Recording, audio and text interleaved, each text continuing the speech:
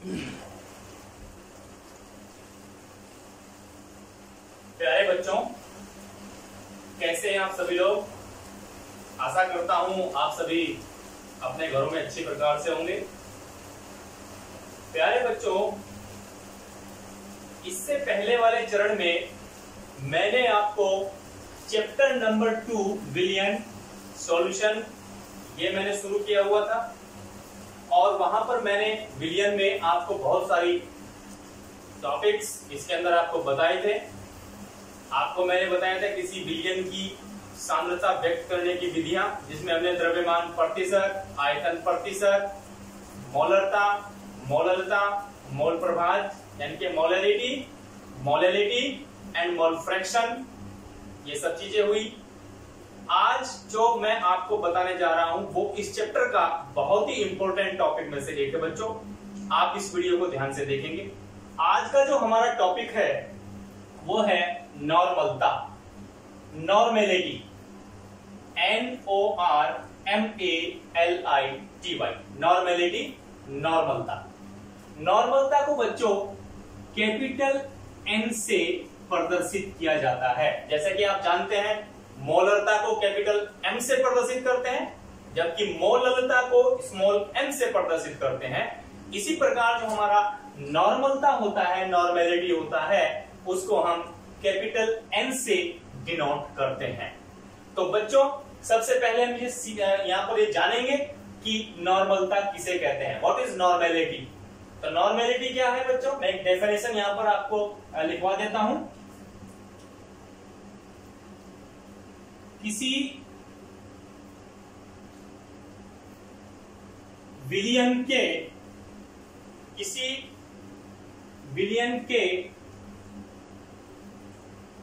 1 litre में उपस्थित,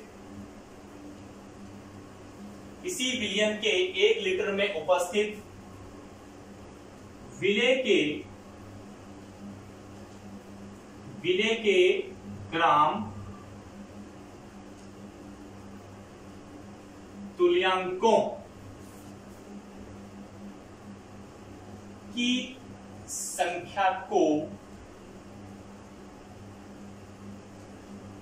उस विलियन की नॉर्मलता कहते हैं। नॉर्मलता कहते हैं। ये परिभाषा हमारे पास है बच्चों। किसी विलियन के 1 लीटर में उपस्थित विलेय के ग्राम तुल्यांकों की संख्या को उस विलियन की नॉर्मेलिटी कहते हैं और नॉर्मलता को कैपिटल N से प्रदर्शित करते हैं। इसका एक फार्मूला होता है बच्चों, जिससे नॉर्मेलिटी निकाली जाती है। नॉर्मलता बराबर विलेय का भार अपॉन उस विलेय का तुल्यांकी भार और अपॉन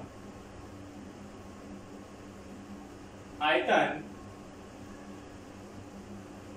लीटर में। नॉर्मेलिटी को प्रदर्शित करने के लिए, इसको ज्ञात करने के लिए एक फार्मूला यहां पर है, विलेय का भार अपॉन तुल्यांकी भार अपॉन आयतन लीटर में। जबकि मोलैरिटी को ज्ञात करने का फार्मूला बच्चों मैंने आपको क्या बताया था, विलेय का भार अपॉन अणु भार और अपॉन आयतन लीटर में। तो यहां पर अणु भार के स्थान पर आपको ज्ञात करना होता है तुल्यांकी भार। तो तुल्यांकी भार ये आपके लिए एक नई चीज हो जाती है यहाँ पर। इसके बारे में अगर आपने 11th में पढ़ा हो तो बहुत अच्छी बात है, अगर नहीं पढ़ा हो तो ये पहले हमें यहाँ पर तुल्यांकी भार के बारे में जानना आवश्यक है। क्योंकि बच्चों, जब हम नॉर्मेलिटी निकालेंगे तो नॉर्मेलिटी के लिए हमें उस विलेय का भार, उस विलेय का तुल्यांकी भार और आयतन लीटर में इन चीजों की आवश्यकता होती है। तो सबसे पहले हमें ये देखना होगा कि तुल्यांकी भार किस प्रकार से ज्ञात किया जाता है। तो आइए बच्चों, सबसे पहले हम बात करेंगे तुल्यांकी भार। तुल्यांकी भार, जो तुल्यांकी भार होता है बच्चों, मैं ज्यादा आपको इसमें परिभाषाओं में नहीं उलझाने का प्रयास करूंगा, सीधे सीधे मैं इसके सूत्रों पे जाऊंगा और आपको तुल्यांकी भार निकालने के लिए कौन कौन से फार्मूले यूज होते हैं उनको मैं आपको बताने का प्रयास करता हूं, सिखाने का प्रयास करता हूं। तो तुल्यांकी भार ज्ञात करने का एक फार्मूला है। तुल्यांकी भार को बच्चों डिनोट किया जाता है कैपिटल ई से। कैपिटल ई से इसको डिनोट करते हैं तुल्यांकी भार को। तो तुल्यांकी भार निकालने का जो फार्मूला है, capital E is equal to तुल्यांकी भार बराबर उस पदार्थ का अणु भार, molecular weight of this substances, और उस पदार्थ की संयोजकता। संयोजकता इसको इंग्लिश में कहते हैं वैलेंसी। वैलेंसी। तो आपके पास तुल्यांकी भार निकालने का एक सीधा सा फार्मूला है, अणुभार अपॉन वैलेंसी, संयोजकता। अणुभार मॉलिक्यूलर वेट मैंने आपको इससे पहले वाले जो आपको टॉपिक यहां पर बताए थे, मोलैरिटी हो, उनमें मैंने आपको अणुभार मॉलिक्यूलर वेट निकालना सिखाया था बच्चों। तो फिर भी एक एग्जाम्पल के तौर पे मैं आपको सिखाता हूं जल्दी से। सपोज HCl का अणुभार हमको कोई कहे निकालना है, तो अणुभार क्या होता है बच्चों? अणुभार इस HCl के अणु में उपस्थित जितने भी परमाणु हैं उन सभी परमाणु के परमाणु भारों को रख करके उनका जो योग आता है, उनको सबको जोड़ करके जो आता है, परमाणु भारों को जोड़ करके जो आता है, वो उस अणु का अणुभार कहलाता है। तो हमें पता है हाइड्रोजन का अणुभार बच्चों 1 होता है और Cl का परमाणु भार 30.55 होता है। हाइड्रोजन का परमाणु भार 1 होता है और Cl क्लोरीन के एक परमाणु का जो परमाणु भार है वो 35.5 होता है। तो अणुभार कैसे निकालते हैं बच्चों? जैसे मैंने बताया, H का परमाणु भार प्लस Cl का परमाणु भार। तो H का परमाणु भार 1 होता है और Cl का परमाणु भार 35.5 होता है। तो दोनों को जब जोड़ देंगे तो आता है 36.5, यानी कि 36.5 HCl का अणुभार होगा बच्चों। इसी प्रकार से मैंने आपको सिखाया था, जल्दी से मैं बता देता हूं। सपोज दैट H2O है, तो H2O में आपको पता है इस बार H प्लस O ये कंडीशन है। इस बार हाइड्रोजन 2 बार रिपीट हुआ है तो 2 बार ही उसका परमाणु भार रखना होगा, और ऑक्सीजन 1 बार है तो उसका 1 ही बार रखना होगा। तो इस हाइड्रोजन का परमाणु भार 1 होता है, दूसरे का भी प्लस 1 होता है, और जो ऑक्सीजन है इसका परमाणु भार बताओ 16 होता है। तो बच्चों कितना हुआ? 1, 1, 2 और 16 18। इस प्रकार से हम किसी भी अणु के अंदर उसका अणुभार ज्ञात कर सकते हैं। बड़े से बड़ा हो या छोटे छोटा हो, उसके हमें परमाणु भारों का ज्ञान होना चाहिए, और परमाणु भारों को रख करके उस अणु के अंदर जब हम उसको जोड़ लेते हैं, उसको हम उसका योग निकाल लेते हैं, तो वो संख्या ही उस अणु का अणुभार कहलाती है। तो ये अणुभार इस प्रकार से आप ज्ञात कर किए हैं आपने पहले भी, मोलैरिटी मोल फ्रैक्शन इनमें किए हैं, और यहाँ भी मैंने आपको थोड़ा सा इसके बारे में रिपीट कराया है। अब बच्चों बात आती है किसकी? अब बात मुख्य आती है संयोजकता। संयोजकता, वैलेंसी। आप 11th क्लास में अच्छी तरीके से इसको पढ़ के आए होंगे, पढ़ा होगा आपने। वहां पर एक पूरा चैप्टर रासायनिक आबंधन के ऊपर एक पूरा चैप्टर है, वहां पर वैलेंसी के बारे में बहुत कुछ बताया जाता है बच्चों। तो वहां पर आपने इसको सीखा होगा, नहीं सीखा तो मैं बहुत जल्दी से मैं आपको बता देता हूं कि वैलेंसी किस प्रकार से ज्ञात कर सकते हैं। वैलेंसी ज्ञात करने के बहुत सारे 2-3 तरीके होते हैं बच्चों, आप कोई भी तरीका यूज कर सकते हैं। सबसे आसान तरीका होता है कि हम किसी भी तत्व का, जो भी जिस तत्व की हमको वैलेंसी निकालनी है, उस तत्व का हमको एटॉमिक नंबर पता होना चाहिए, परमाणु क्रमांक पता होना चाहिए, और उस तत्व का हमें एटॉमिक नंबर के आधार पे उसका इलेक्ट्रॉनिक विन्यास, इलेक्ट्रॉनिक कॉन्फ़िगरेशन हमको करना आना चाहिए। और इलेक्ट्रॉनिक कॉन्फ़िगरेशन करने के बाद बाह्यतम कक्ष में जितने इलेक्ट्रॉन होते हैं, अयुग्मित इलेक्ट्रॉन होते हैं, अनपेयर्ड इलेक्ट्रॉन होते हैं, उनकी संख्या को हम उस तत्व की वैलेंसी कह सकते हैं। फॉर एग्जाम्पल, सोडियम का एटॉमिक नंबर 11 होता है, और जब हम इसका इलेक्ट्रॉनिक कॉन्फ़िगरेशन बॉर्बरी के अकॉर्डिंग करते हैं बच्चों, तो होता है 281। तो आपको मैंने बताया, पहले भी बताया था, नहीं बताया तो आप समझ लीजिए कि इसमें जो सबसे बाहर वाला जो आपका कोष होता है, इस कोष को हम बोलते हैं संयोजी कोष, वैलेंस सेल, और इस कोष के अंदर जो इलेक्ट्रॉन होता है उस इलेक्ट्रॉन को बोला जाता है संयोजी इलेक्ट्रॉन, वैलेंस सेल इलेक्ट्रॉन। अब बच्चों, जो भी वैलेंसी ज्ञात की जाती है वो सबसे बाहर वाले कक्ष में जितने इलेक्ट्रॉन होते हैं और उन इलेक्ट्रॉनों में जितने अनपेयर्ड इलेक्ट्रॉन होते हैं, अयुग्मित इलेक्ट्रॉनों की संख्या होती है, वो उस तत्व की वैलेंसी होती है। अब ये आपका संयोजी इलेक्ट्रॉन हुए बच्चों, संयोजी इलेक्ट्रॉन, वैलेंस इलेक्ट्रॉन, क्योंकि ये वैलेंस सेल कहलाता है सबसे बाहर वाला कक्ष। सबसे बाहर वाला जो आपका होता है कक्ष, उसको हम संयोजी कोष कहते हैं, इंग्लिश में वैलेंस सेल कहते हैं, और इसमें जितने भी इलेक्ट्रॉन होते हैं वो संयोजी इलेक्ट्रॉन कहलाते हैं। अब हम कैसे पता करें कि ये इलेक्ट्रॉन, इसमें कितने इलेक्ट्रॉन यहाँ पर अनपेयर्ड, अयुग्मित होंगे? उसके लिए बच्चों, उसका हम क्या बना के देख सकते हैं? लुईस संरचना बना करके देख सकते हैं, लुईस स्ट्रक्चर। और लुईस स्ट्रक्चर कैसे बनता है मैंने आपको 11th में बताया था, नहीं तो आप देख लीजिए। ये Na है, Na के जो वैलेंस सेल में इलेक्ट्रॉन कितना है? 1 इलेक्ट्रॉन है।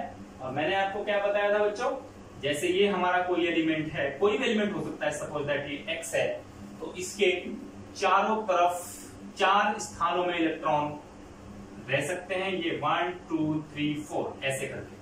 और इन चारों तरफ हम इलेक्ट्रॉन जो है हुंड के नियमानुसार हमेशा पढ़ते हैं। हुंड के नियमानुसार कैसे पढ़ते हैं बच्चों? पहले एक एक इलेक्ट्रॉन चारों में बांटते हैं, और फिर जो इलेक्ट्रॉन 4 के बाद जो 5वां इलेक्ट्रॉन होता है वो यहाँ पर पेयरिंग यानी कि डबलिंग वाला होता है। 5वां यहाँ पर आएगा, 6वां यहाँ पर आएगा, 7वां यहाँ पर आएगा, 8वां यहाँ पर आएगा। तो पहले हम क्या करते हैं, एक एक इलेक्ट्रॉन चारों तरफ रखते हैं, 5वां इलेक्ट्रॉन फिर हम पेयर्ड यानी कि युग्मित करते हैं। तो बच्चों देखिए, ये सोडियम है, सोडियम के पास कितने इलेक्ट्रॉन है? संयोजी कोष में कितने इलेक्ट्रॉन है? 1 इलेक्ट्रॉन है। 1 इलेक्ट्रॉन है तो सीधी सी बात होगी, इसमें तो 1 इलेक्ट्रॉन इस प्रकार से बनाया जाएगा। अब ये 1 इलेक्ट्रॉन यानी कि सिंगल इलेक्ट्रॉन हुआ, और जो सिंगल इलेक्ट्रॉन होता है वो कहलाता है अनपेयर्ड इलेक्ट्रॉन, अयुग्मित इलेक्ट्रॉन।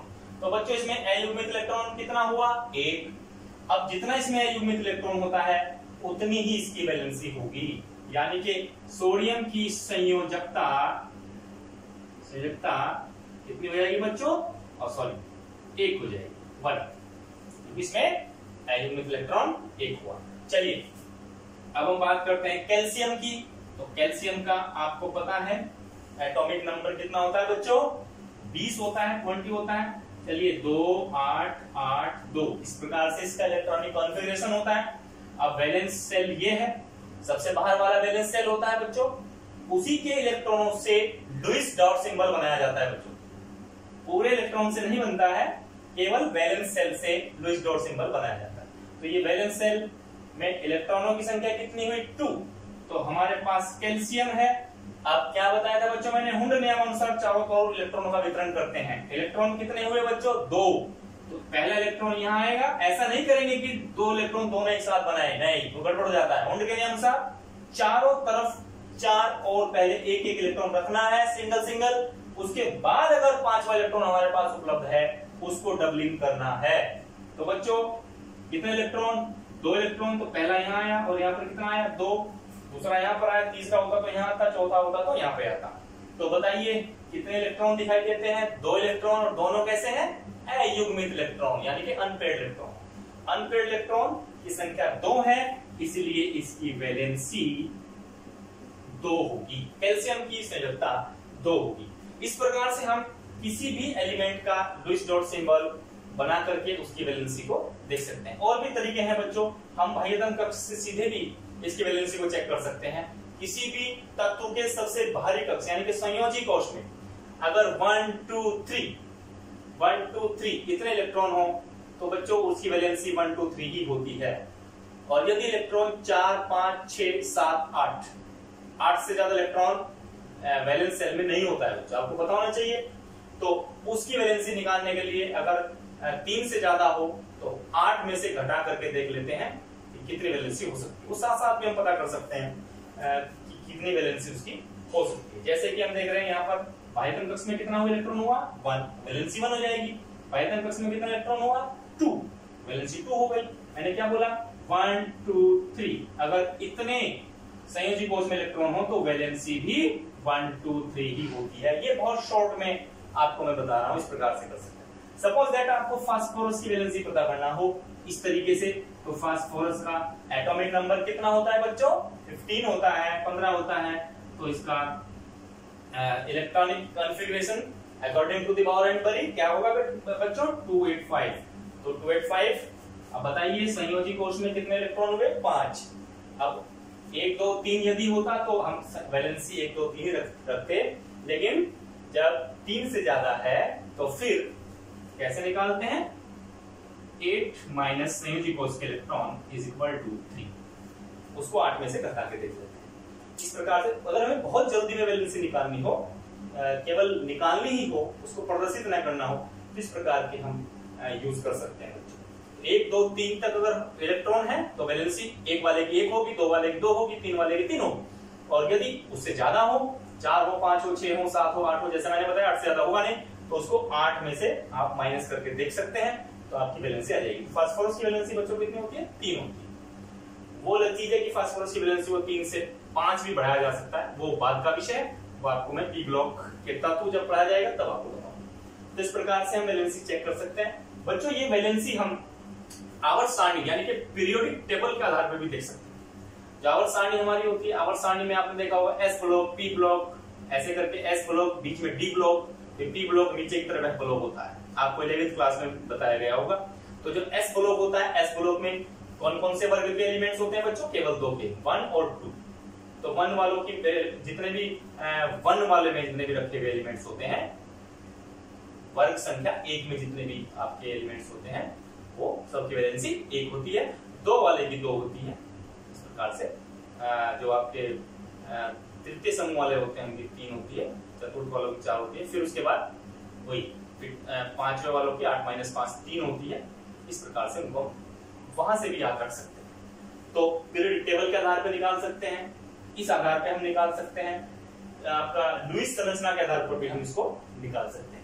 लुईस संरचना के आधार पर यदि आपको किसी और एलिमेंट की देखनी हो कि वैलेंसी किस प्रकार से देखते हैं, देखिए बच्चों किसी एलिमेंट की वैलेंसी मैं आपको दिखा देता हूं। सपोज दैट नाइट्रोजन और ऑक्सीजन, इनकी वैलेंसी चेक करनी हो बच्चों तो कैसे करेंगे, दोनों वीडियो से जल्दी जल्दी बता देता हूं। तो इसका एटॉमिक नंबर कितना होता है बच्चों 7 होता है, 7, और इसका 8 होता है। ये दोनों इस प्रकार से 7 8। तो इसका क्या हुआ 25, इसका क्या हुआ 26। अगर हम उस विधि से देखें तो हम मन मन में बता सकते हैं कि वैलेंसी कितनी होगी। तो इलेक्ट्रॉन 3 से ज्यादा है तो 8 में से घटाएंगे, 8 - 5 3, और यहाँ 8 - 6 2। आसानी से हम बता सकते हैं बच्चों। लेकिन यदि हमें प्रदर्शित करके दिखाना हो तो प्रदर्शित हम क्या करेंगे, बाह्यतम कक्ष में कितने हैं 5, तो 5 है तो नाइट्रोजन का लुईस डॉट सिंबल बना लेते हैं। देखिए 5 इलेक्ट्रॉन कैसे करेंगे, मैंने आपको बताया था 1 पहले 1 भरेंगे, दूसरी जगह दूसरा, तीसरी जगह तीसरा, और चौथी जगह चौथा। इस प्रकार से चारों तरफ पहले एक एक इलेक्ट्रॉन हम डालेंगे बच्चों। उसके बाद 5वां इलेक्ट्रॉन जो होगा वो यहां से पेयरिंग करेगा, ये 5 हो गया ऐसे। तो हम देखते हैं इसमें ये वाला तो हो गया युग्मित पेयर्ड इलेक्ट्रॉन्स, और ये 3 हुए अयुग्मित। और मैंने बताया था जितने भी किसी तत्व के अंदर अयुग्मित इलेक्ट्रॉनों की संख्या होती है, अनपेयर्ड, याद रखना बच्चों, अनपेयर्ड सिंगल इलेक्ट्रॉन जितने होते हैं उतनी ही उस तत्व की वैलेंसी होती है। तो सिंगल इलेक्ट्रॉन कितने 1 2 3, तो वैलेंसी कितनी हुई बच्चों 3, और 8 - 5 वो भी 3, ऐसे भी आप निकाल सकते हैं। तो ऑक्सीजन की 8 - 6 2 होगी, लेकिन कैसे बनाएंगे लुईस डॉट सिंबल से बोलो 6, संयोजी कक्ष में 6, चलिए 1 2 3 4 ऐसे होंगे। 5 जो 5th इलेक्ट्रॉन है वो यहाँ आएगा और 6th यहाँ आएगा, तो ये दोनों तो डबल हो गए और ये दो यहाँ पर सिंगल इलेक्ट्रॉन होते हैं बच्चों, यानी कि ये अनपेयर्ड इलेक्ट्रॉन होते हैं, अयुग्मित इलेक्ट्रॉन होते हैं। और जो आपके अयुग्मित इलेक्ट्रॉन होते हैं वो ही आपकी वैलेंसी होती है, क्योंकि जो आपके सिंगल इलेक्ट्रॉन होते हैं यही इलेक्ट्रॉन आपके बंध बनाने में सहयोग करते हैं, बॉन्ड्स बनाने में सहयोग करते हैं। तो इस प्रकार से हम वैलेंसी को चेक कर सकते हैं। तो आपको यदि तुल्यांकी भार निकालना हो तो उसके लिए आपको अणुभार और बटे संयोजकता, इन दोनों का ज्ञान होना बहुत जरूरी है बच्चों। इसके इन दोनों के आधार पर ही हम किसी पदार्थ की तुल्यांकी भार को हम ज्ञात करना सीखेंगे बच्चों। चलिए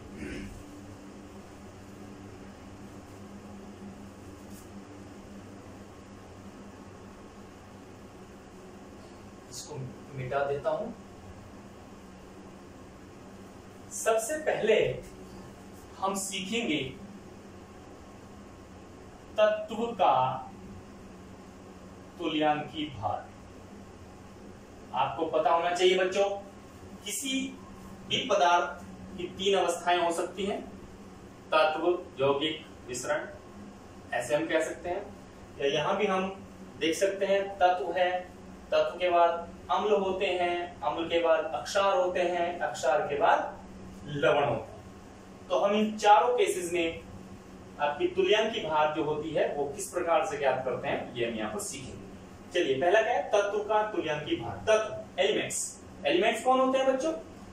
वे सभी पदार्थ जो केवल एक ही प्रकार के परमाणुओं से मिलकर बने हैं, समान परमाणुओं से मिलकर के जो निर्मित, समान परमाणुओं से जो निर्मित होते हैं वो आपके तत्व होते हैं। उसमें किसी दूसरे प्रकार के परमाणुओं का मिक्सअप नहीं होता है, सिंगल परमाणु उसके अंदर होंगे, चाहे वो 1 हो, 2 हो, 4 हो, 10 हो, 20 हो, कितने भी हो, लेकिन एक ही प्रकार के, तो वो होते हैं तत्व। तो बच्चों तत्व का तुल्यांकी भार ये कैसे निकाला जाता है, मैं आपको इसका एक छोटा सा फार्मूला बता देता हूं। तुल्यांकी भार E बराबर ए मतलब उस तत्व का परमाणु भार। चलिए लिख देता हूं, परमाणु भार ए और अपॉन वैलेंसी। संयोजकता E बराबर तत्व के केस में एलिमेंट्स, तत्व, तो तत्व का तुल्यांकी भार बराबर उस तत्व का परमाणु भार, एटॉमिक मास, और अपॉन उस तत्व की वैलेंसी। अगर हमें पता है तो इन दोनों का अनुपात अगर हम करें तो वो हमारा तुल्यांकी भार आ जाता है। चलिए बच्चों एक एग्जाम्पल ले लेते हैं जल्दी से। एग्जाम्पल सपोज लेते हैं sodium. First example sodium. Sodium का हमको E निकालना है, तो E मतलब तुल्यांकी भार।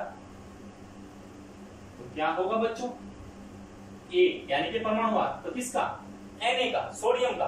तो आपको पता होना चाहिए बच्चों क्या होता है सोडियम का, 11Na23 इस प्रकार से होता है। 11 क्या होता है इसका?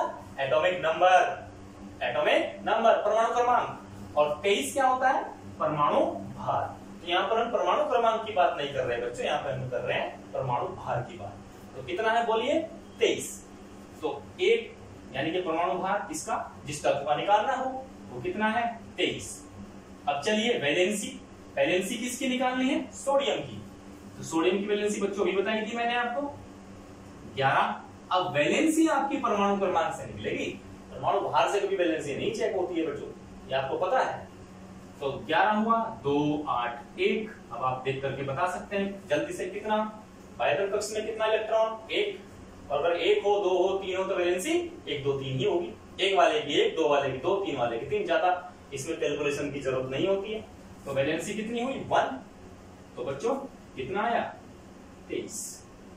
तो सोडियम का जो तुल्यांकी भार होगा वो 23 होगा। चलिए सेकंड एग्जांपल ले लेते हैं जल्दी से। सेकंड Ca मतलब कैल्शियम। तो कैल्शियम का तुल्यांकी भार ECA बराबर कैल्शियम का परमाणु भार। अब कैल्शियम का परमाणु भार कितना होता है बच्चों? 40। और वैलेंसी कितनी होगी? कैल्शियम है, क्या होता है कैल्शियम? 20 40, 20 इसका परमाणु क्रमांक और 40 इसका परमाणु भार होता है। तो यहाँ पर हमें परमाणु भार चाहिए, लेकिन वैलेंसी के लिए हमको परमाणु क्रमांक की आवश्यकता होती है। तो परमाणु क्रमांक कितना है बच्चों? 20 2 8 8 2।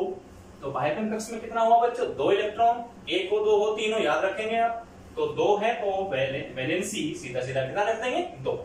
चलिए 40 को 2 से भाग कर दो बच्चों, कितना आया? 20। तो कैल्शियम का तुल्यांकी भार हो जाएगा 20। बहुत आसान सी बात है। चलिए ऑक्सीजन, थर्ड एग्जाम्पल ले लेते हैं बच्चों। ऑक्सीजन EO मतलब ऑक्सीजन का तुल्यांकी भार। तो क्या होगा? ऑक्सीजन का परमाणु भार 16 और ऑक्सीजन की संयोजकता कितनी होती है बच्चों? ये बताया था मैंने आपको। ऑक्सीजन 8 2 6। अब ये तो नहीं करेंगे कि 6 तो वैलेंसी 6 रख देंगे, ऐसा तो मैंने नहीं बताया है। मैंने क्या बताया था?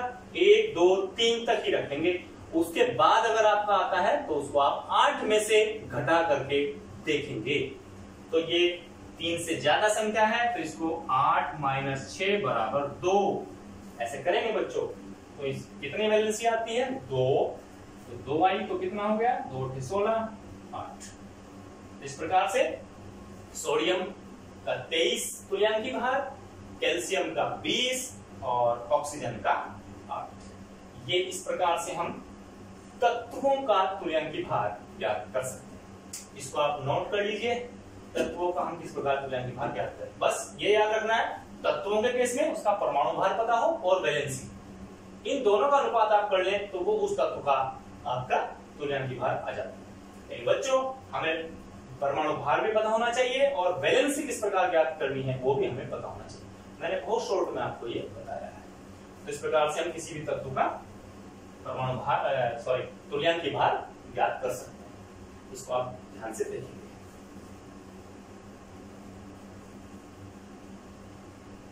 चलिए बच्चों, तत्व के बाद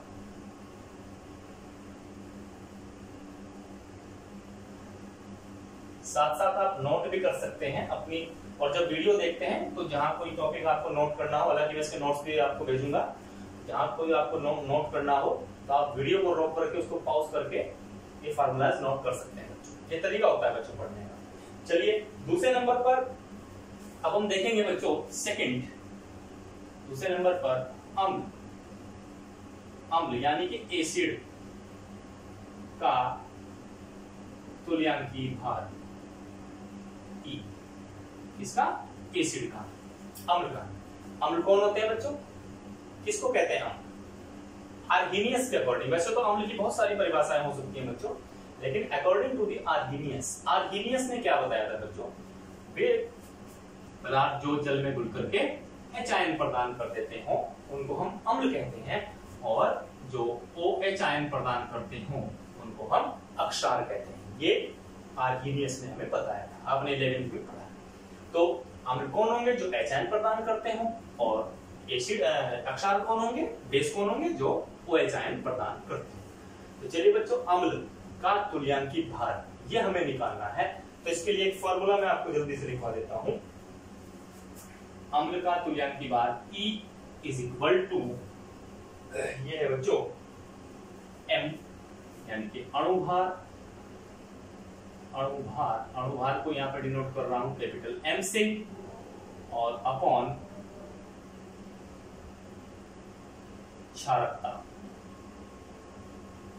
क्षारकता को इंग्लिश में बोलते हैं बेसिसिटी। ये क्षारकता क्या होता है बच्चों? आप इसको सीधा सीधा ये समझ सकते हैं, वैसे तो इसके बारे में बहुत सारी बातें हो सकती हैं क्षारकता बेसिसिटी के बारे में, लेकिन सीधा सीधा आप ये समझ सकते हैं कि किसी भी जो हमारा एसिड होता है, अम्ल होता है, उस अम्ल में H आयनों की संख्या टोटल कितनी है वो हम उसकी क्षारकता कह सकते हैं।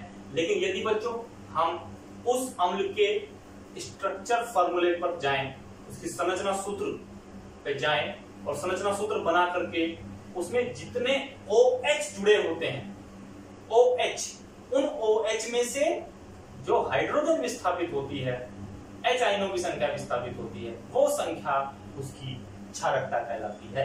इसमें मैं ज्यादा आपको इसलिए नहीं उलझाना चाहता हूं क्योंकि ये बात मैं आपको ये चीजें क्षारकता, बेसिसिटी और ये स्ट्रक्चरल फार्मूला जो एसिड्स के बता रहा हूं ये पी ब्लॉक में आपको मिलेंगे, ऑक्सी एसिड्स में मैं आपको सिखाऊंगा। तो फिलहाल इतना आप याद रखिए कि H आयन, विस्थापित H आयन कितना है वो उसकी क्षारकता हो सकती है बच्चों। चलिए इसमें जल्दी से एक एग्जाम्पल ले लेते हैं। अब हमने किसकी बात की है बच्चों? अम्ल की बात की है। तो अम्ल की बात की है तो इसमें अम्ल लेते हैं। अम्ल हमने सपोज दिया कौन? चलिए HCl। तो HCl का तुल्यांकी भार हमें निकालना है। आपको किसी ने कहा HCl का तुल्यांकी भार याद कीजिए। HCl क्या होता है बच्चों? अम्ल होता है। ये तत्व तो नहीं है, यौगिक है, लेकिन यौगिक में भी कौन सा यौगिक हुआ? अम्ल हुआ। तो अम्ल का तुल्यांकी भार निकालने का फॉर्मूला मैंने आपको क्या बताया बच्चों? उस अम्ल का अणुभार और बटे उस अम्ल की क्षारकता, बेसिसिटी ऑफ दिस एसिड्स। चलिए तो E निकालते हैं HCl के लिए। तो HCl का अणुभार, अणुभार कैसे निकाला जाता है बच्चों? बताया था मैंने आपको। अणुभार HCl, तो H का परमाणु भार 1 होता है और Cl का परमाणु भार 35.5 होता है। चलो रख दीजिए 1 प्लस 35.5 इक्वल टू 36.5, ये आपका अणुभार आता है बच्चों। और जो आपका HCl है, जब इसको हम घोलते हैं जल में तो इस प्रकार से आयन प्रदान करता है, H आयन। तो विस्थापित H आयन हमें इसमें दिखता है 1 है। चलिए तो अणुभार कितना आया था बच्चों? 36.5 और क्षारकता H आयनों की संख्या 1। तो इसका जो आपका तुल्यांकी भार होगा वो 36.5 हो जाएगा बच्चों। चलिए दूसरा एग्जाम्पल, H2SO4 सल्फ्यूरिक एसिड का तुल्यांकी भार, इनकी बहुत जरूरत पड़ेगी आपको, HCl H2SO4 इन दोनों की ज्यादा जरूरत पड़ती है, का तुल्यांकी भार हमको निकालना है। तो E बराबर पहले क्या करना होगा? अणुभार, H2SO4 का अणुभार, H2SO4 का अणुभार निकालना है तो बच्चों क्या करना होगा? H2SO4 H बराबर तो 1 होता है, S बराबर कितना होता है? 32 परमाणु भार, और O बराबर कितना होता है? 16 होता है। चलिए रखिए 2 प्लस 32 प्लस 4 इंटू 16, ये निकालना बताया था मैंने आपको। अगर इसको कोई बच्चे नहीं समझ पा रहे हो तो इससे पहले वाली वीडियोस आप देख लीजिए, उसमें मैंने सब बताया था आपको। चलिए 2 प्लस 32 प्लस ये हुआ 64 और 34 प्लस 64 इक्वल टू 98, 98। इसका अणुभार आता है 98, तो अणुभार यहाँ पर लिख देते हैं 98। और बच्चों जैसा कि आप देख रहे हैं ये कौन है? H2SO4। H2SO4 इस बार कितने हाइड्रोजन हुए? 2। तो 2 हाइड्रोजन इस प्रकार से 2H प्लस SO4 2 माइनस। तो इस बार विस्थापित H आयनों की संख्या जस्ट डबल होगी पहले से, यहाँ आ जाएगा 2। चलिए कितना हुआ? 98 को 2 से भाग करेंगे तो 49 जी। तो इस प्रकार से H2SO4 का यहाँ पर जो आपका तुल्यांकी भार है वो हमारा ज्ञात हो जाता है। इस प्रकार से हम किसी भी एसिड का तुल्यांकी भार निकाल सकते हैं बच्चों। अधिकतर जो आपके सिंपल एसिड्स हैं, जैसे मैंने बताया HCl है, H2SO4 है, HNO3 है, इसमें आपको कोई प्रॉब्लम नहीं होगी। इसमें आपको स्ट्रक्चर, संरचना सूत्र की जरूरत नहीं है, इसमें आपको कोई दिक्कत नहीं होगी। लेकिन आगे चल करके कुछ एसिड्स हैं जिनमें आपको अगर तुल्यांकी भार निकालना है तो उनका आपको संरचना सूत्र बनाना आना चाहिए, तभी आप उनका तुल्यांकी भार निकाल पाएंगे, क्योंकि उसमें आपको उनकी बेसिसिटी का ज्ञान तभी होगा जब आप उनका स्ट्रक्चरल फार्मूला बना लेंगे। तो वो मैंने आपको बताया है कि फिलहाल हमें इतने की जरूरत पड़ेगी, तो मैं सिखा रहा हूं, और आगे जब उनका स्ट्रक्चरल फार्मूला बनाएंगे पी ब्लॉक के अंदर, तब उनको भी आप सीख जाएंगे जल्दी से। चलिए इसको नोट कर लीजिए। ये हो गया आपका अम्ल यानी कि एसिड का तुल्यांकी भार, इस प्रकार से निकालते हैं बच्चों। चलिए बच्चों नंबर 3, थर्ड नंबर,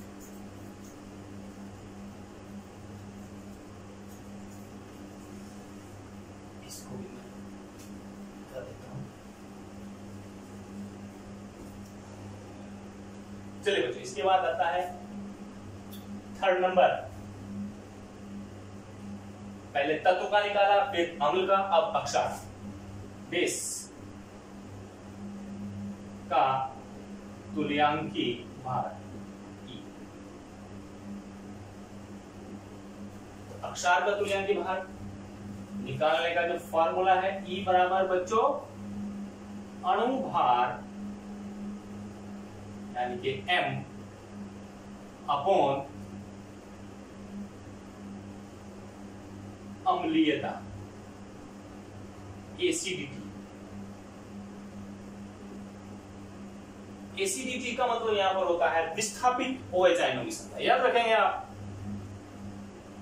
बेसिसिटी का मतलब विस्थापित H आयनों की संख्या और एसिडिटी का मतलब विस्थापित OH आयनों की संख्या, ये आप याद रखेंगे।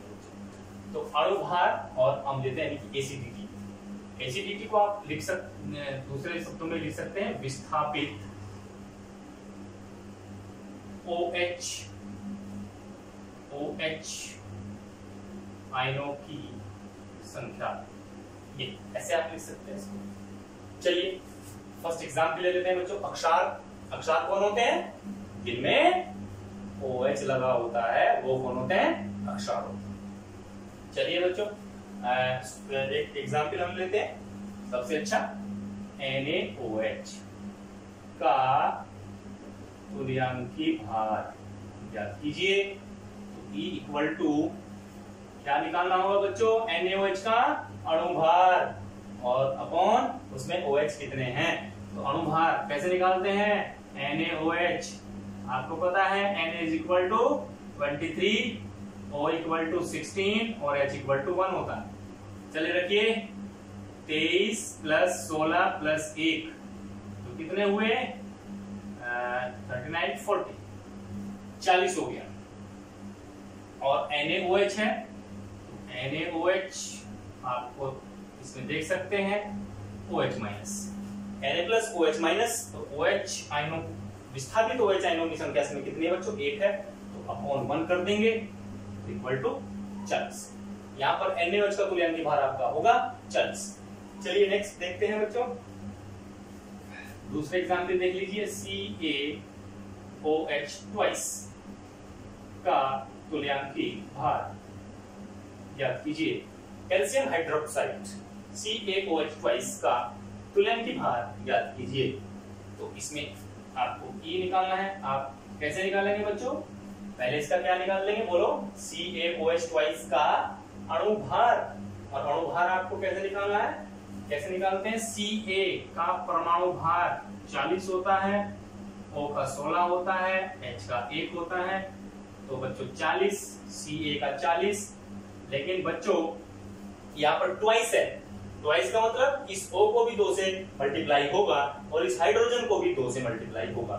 तो बच्चों O का 16 होता है तो 2 गुना 16 करेंगे प्लस और 2 गुना 1, हाइड्रोजन का 1 होता है। चलिए कितना हुआ बच्चों? 40 प्लस 32 प्लस 2, 40 प्लस ये हुआ 34 और कितना हुआ बच्चों? कितना हुआ? 74। हाँ आप देख लेना। और अपॉन 2 क्योंकि OH यहां से कितना निकलेंगे तो अपॉन 2 कर लेंगे, जितना आएगा वो उसका ये तुल्यांकी भार हो जाता है। तीसरे एग्जाम्पल आप ट्राई करेंगे AlOH थ्राइस एल्यूमिनियम हाइड्रोक्साइड का तुल्यांकी भार। और मैं आपको बता देता हूं कि जो एल्यूमिनियम होता है इसका परमाणु भार 26 होता है, O का 16 होता है, H का 1 होता है। लेकिन इस बार O को 3 से मल्टीप्लाई करेंगे और H को भी 3 से मल्टीप्लाई करेंगे। तो इसको आप जरूर निकाल करके देखिए कितना आपका आता है AlOH की थ्राइस का तुल्यांकी भार। इसका पहले आप अणुभार निकाल देंगे और विस्थापित H आयन आपको दिख रहे हैं 3 है तो अपॉन 3 कर देंगे। इस प्रकार से आप किसी भी इन अक्षांश का आप तुल्यांकी भार ज्ञात कर सकते हैं।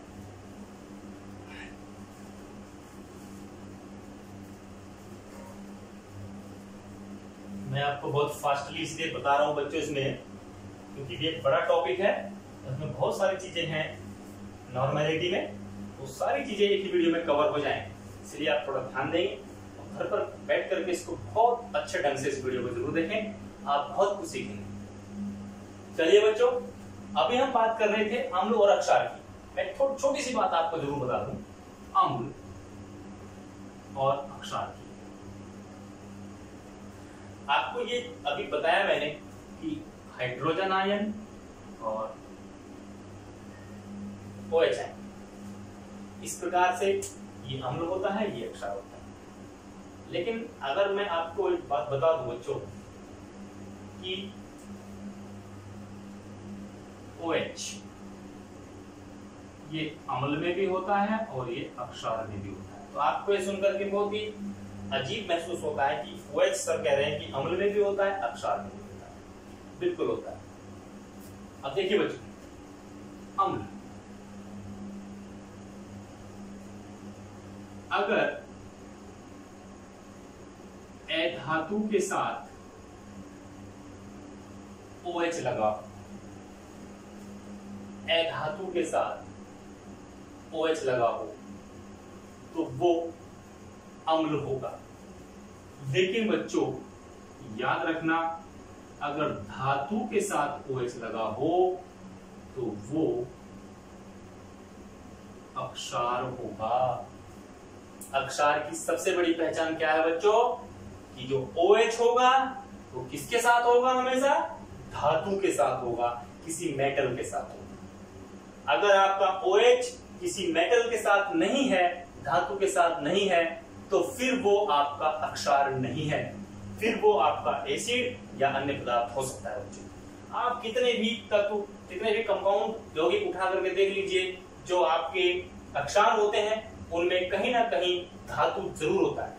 जैसे हम अभी एग्जाम्पल ले रहे थे NaOH, हमने लिया KOH, हमने लिया CaOH ट्वाइस, हमने लिया MgOH ट्वाइस, हमने लिया AlOH की थ्राइस। ये एग्जाम्पल और भी आप देख सकते हैं, बुक से देख सकते हैं। तो बच्चों देखिए, यहां पर सब में OH लगा हुआ है, सब में OH लगा हुआ है, लेकिन OH से पहले क्या लगा हुआ है? ये देखिए, sodium, potassium, calcium, magnesium, aluminium, सब कौन है बच्चों? सब के सब धातु होती है। इसीलिए ये सब आपके अक्षार होंगे। जो बच्चे इस चीज को पकड़ लेंगे वो कभी भी नहीं भूलेंगे कि अक्षार ये है या नहीं है। कंफ्यूजन की जरूरत नहीं होती है। तो अगर धातु के साथ आपका OH आया है तो फिर वो पक्का आपका कौन होगा? अक्षार ही होगा।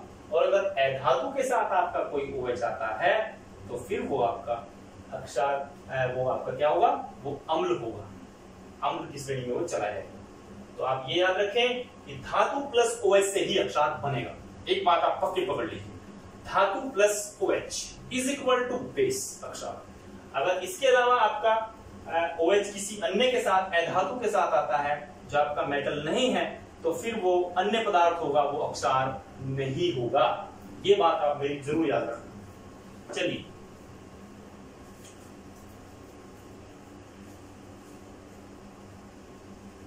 अक्षार, हमने पहले तत्व का तुल्यांक की बात, उसके बाद तत्व के बाद अम्ल का तुल्यांक की बात, फिर अक्षार का तुल्यांक की बात। अब लास्ट में हम देखते हैं बच्चों जल्दी से किसी लवण का तुल्यांक की बात। लवण का तुल्यांकी भार ये कैसे निकालते हैं? लवण सॉल्ट, SaIT सॉल्ट का तुल्यांकी भार कैसे निकाला जाता है? तो इसको निकालने का एक फार्मूला बच्चों लिखिए। लवण का तुल्यांकी भार E इज इक्वल टू, आसान सा एक फार्मूला मैं आपको बता देता हूं, अणुभार, अणुभार यानी कि वही M और बटे धनावेशों की संख्या, ये फार्मूला है। जब आप तत्व का निकाल लेते तो बच्चों क्या फार्मूला बताया था मैंने? परमाणु भार बटे वैलेंसी, तत्व का आ जाएगा।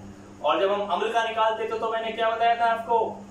अम्ल का निकालते समय उस अम्ल का अणुभार और बटे विस्थापित H आयनों की संख्या। और जब अक्षार का निकालते हैं तो अणुभार बटे विस्थापित OH आयनों की संख्या, जिनको हम क्रम से बेसिसिटी एंड एसिडिटी भी कहते हैं। ये मैंने आपको बताया।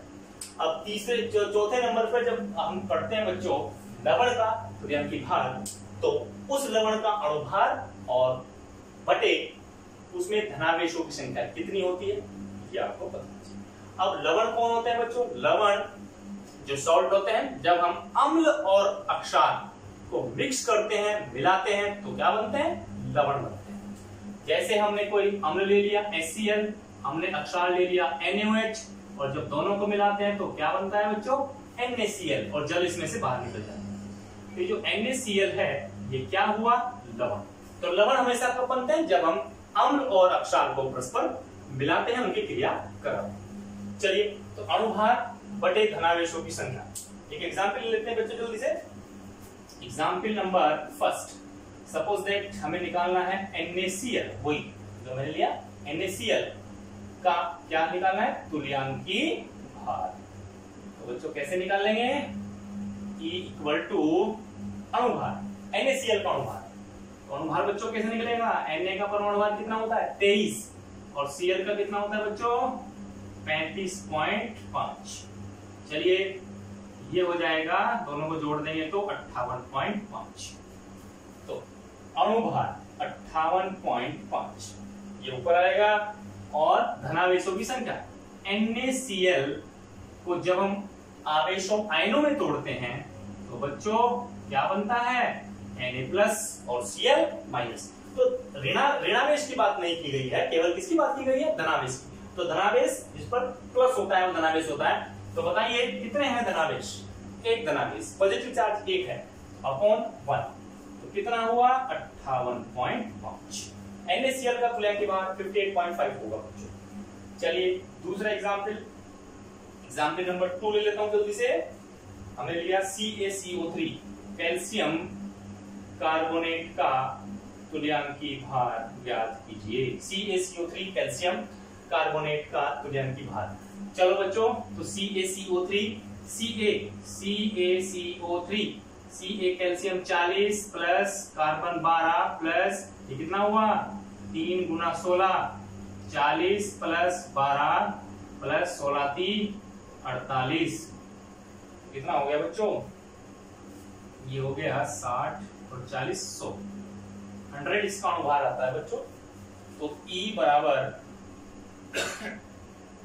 100 अपॉन इसमें धनावेशों की संख्या CaCO3 is equal to Ca2 plus CO3 2 minus, calcium की वैलेंसी 2 होती है तो दो धनावेशी होंगे, सोडियम की वैलेंसी 1 होती है तो एक ही पॉजिटिव चार्ज आएगा।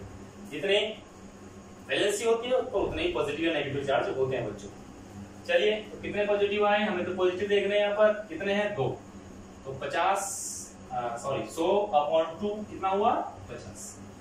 CaCO3 का तुल्यांकी भार बच्चों कितना होगा 50 होगा, 50 होगा, अणुभार बटे धनावेशों की संख्या। चलिए एक एग्जाम्पल, दो एग्जाम्पल आपको देता हूं बच्चों, आप करेंगे तीसरा NaHCO3 का तुल्यांकी भार ये ज्ञात कर लो, और एक फोर्थ में आप ज्ञात करेंगे Na2CO3 का तुल्यांकी भार ये है।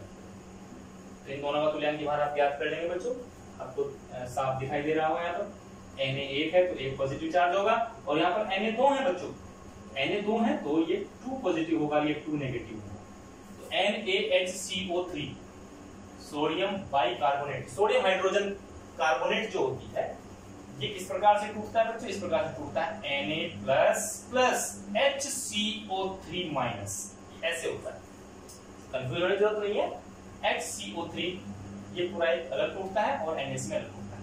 यहाँ पर positive charge, number of positive charge 1 होगा, और नीचे वाले में नंबर ऑफ पॉजिटिव चार्ज 2 होगा। बाकी आप इसका अणुभार निकाल करके नंबर ऑफ पॉजिटिव चार्ज से इसको भाग करेंगे तो आपकी तुल्यांकी भार आ जाएगा बच्चों। तो बच्चों आज की क्लास आपको कैसी लगी मुझे जरूर बताना। अब ये नॉर्मेलिटी हमारा समाप्त नहीं हुआ, हम यहाँ पर सीखे हैं तुल्यांकी भार निकालना, ये बहुत ही आपका बेस मजबूत करेगा इस टॉपिक के लिए। तो कल मैं इसको आगे बढ़ाऊंगा, नॉर्मेलिटी किस प्रकार से ज्ञात कर सकते हैं। अगर हमें तुल्यांकी भार निकालना आ गया है तो नॉर्मेलिटी निकालना बहुत आसान है बच्चों। अब ये टॉपिक जो है हमारा बहुत जल्दी समाप्त होने वाला है। आशा करता हूँ ये वीडियो आपको पहले की तरह ही बहुत अच्छा लगेगा, पसंद आएगा। आप मेहनत से अपना काम कर रहे हैं, मैं समझ सकता हूँ। और यदि आप अपनी तैयारी किसी और माध्यम से भी कर रहे हो तो प्लीज मेरी रिक्वेस्ट है कि वहां भी आप करते रहें और इन वीडियोस को भी आप बहुत अच्छे तरीके से करिए, देखिए, और जो चीजें नहीं आती हैं मुझे आप कमेंट्स करके पूछिए और इस वीडियो को लाइक करिए, शेयर कीजिए, चैनल को सब्सक्राइब जरूर कीजिए। बहुत बहुत धन्यवाद।